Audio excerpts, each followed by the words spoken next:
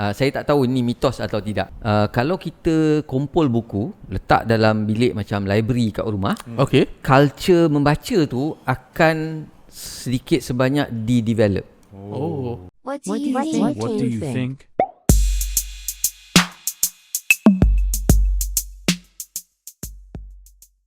I think macam Cikgu Wan pun dulu tak baca buku. Tapi sekarang dah baca buku kan? Sejak bila? Sejak company paksa saya membaca buku ketika ada meeting kan. But I think walaupun kita orang ada budaya macam tu kan, setiap kali meeting akan ada seorang yang berbedah buku, what do you learn about that.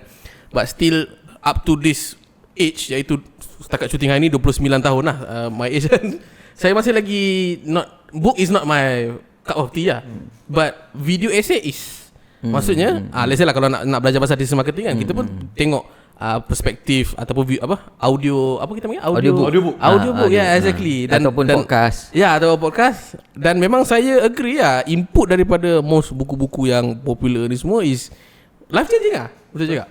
Tapi the fact that saya nak kena buka buku kan, saya jenis macam buka buku, baca sekali tak faham, 2 kali tak faham, 3 kali tak faham, dia nak kena baca 5 kali tu baru macam macam tu ke kan, maksudnya kan. So Mungkin saya boleh tambah sikit lah kan. Saya pun benda tu dapat lambat jugalah kan.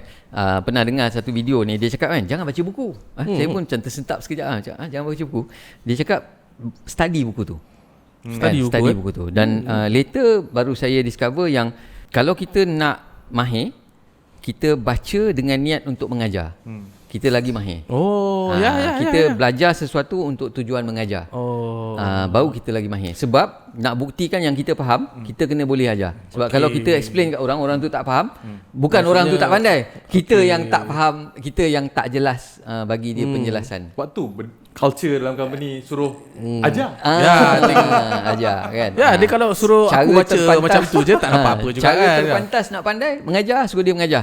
Kau ajar aku buat buat YouTube contohnya kan.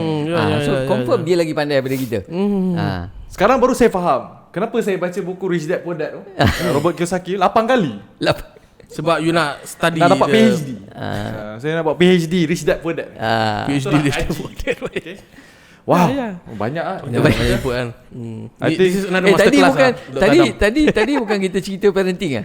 Parenting kan. Okay, so sekarang ni dah sampai buku lah. Sebab okay. Kalau anda semua ibu bapa ada anak-anak kecil kan, ataupun anak-anak yang masuk sekolah menengah, kita kena dedahkan kepada anak-anak ni buku-buku ni. Sebab saya dulu masa saya membesar kan, pendedahan saya baca buku fiction.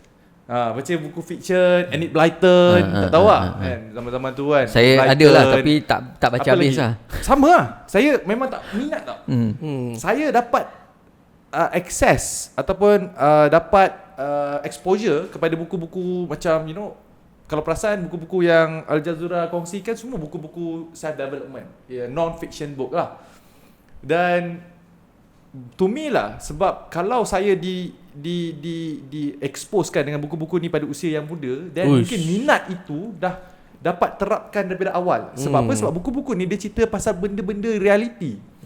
And contohnya one of my favorite book, Think and Grow Rich by Napoleon Hill. Napoleon Hill. Kalau anda baca buku Napoleon Hill tu, kita belajar juga pasal orang-orang tokoh-tokoh yang kita belajar dalam buku sejarah tingkatan 3. Kan? Contohnya pasal Henry Ford.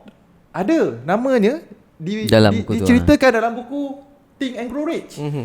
Orang macam Thomas Edison pun ada juga dalam buku Think and Grow Rich. Betul. Tapi konteksnya berbeza. Dia tunjukkan macam mana orang ni kan, macam mana individu ni boleh mencipta mental.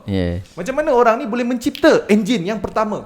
Mindset di belakang pemikiran mereka itu tak didedahkan dalam silibus kebangsaan kita. Itu yang tidak ada. Dia sekadar Henry Ford buat kereta kan. Henry Ford buat kereta Thomas Edison buat mentor kan. Cipta elektrik kan, jumpa elektrik. So, tapi dia tak ada betul. Budak-budak macam, macam mana? Saya nak create. Jadi kita tak boleh nak appreciate the mindset and also the courage and also the dedication they put into their work lah. Cakap orang putih pula kan. Jangan tak. Boleh Itu topik Melayu. lain lah. Tapi okay, so saya ada dengar benda ni baru-baru ni. Taklah berapa baru sangat. Saya tak tahu ni mitos atau tidak. Kalau kita kumpul buku, letak dalam bilik macam library kat rumah, Okay. culture membaca tu akan sedikit sebanyak di-develop. Maksudnya anak-anak kita nanti dia akan pick up this habit. Boleh cuba.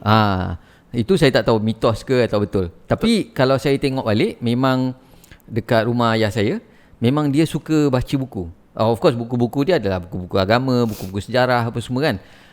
Tapi sebab dia ada banyak buku, saya sendiri secara tak sedar kadang-kadang ambil buku. Tengok. Taklah baca habis pun. Kadang-kadang kita tengok title kan. Journey Rasulullah contohnya kan. Kita ambil kan, kita tengok selak-selak, lepas tu tak balik kan. Tapi nanti akan ada masa yang kita akan ambil. Jadi tak, kita ambil buku-buku lain, kita sekadar tengok, tapi kita akan cari buku-buku yang kita minat. Kan? Jadi mungkin itu sedikit sebanyak ada pengaruh lah kat saya lah. Tapi saya tak tahu lah ini mitos ataupun betul kan. Boleh cuba Boleh cuba kan. Dulu mak ayah saya memang amalkan benda tu. Tapi coming from orang yang memang tak baca buku kan. Tapi saya buat benda tu kan. Waktu tu gadget dilarang. Nak main PS1 waktu tu, PS1 dicampak ke Kelantan. Saya pun tak tahu sebab apa. Kelantan juga yang salah. Salah Kelantan ke apa kan. Tapi bila dah bosan tak tahu nak buat apa, buka kan. Waktu tu umur 8-9, saya baru develop minat kereta. Tengoklah kereta Volvo S40 waktu tu baru lagi kan. So saya akan cari benda-benda yang minat lah. But at least saya belik lah juga. Betul lah. So kita pun dah berlarutan ke 47 minit lah episod kali ni. Macam-macam yang kita boleh belajar daripada sudut parenting, daripada movie-nya, daripada books-nya. So I think yalah, parenting ni banyak sudut yang kita kena lihat. Dan kita pun menjemput jemputan yang I think bukan sekadar senior, tapi super awesome senior lah. Bukan sekadar memberi nasihat kepada anda, memberi nasihat kepada Dr. Adam juga. Balik ke nama sekadar berkongsi. Bukan memberi nasihat. Habis episod 1 terus action, take action.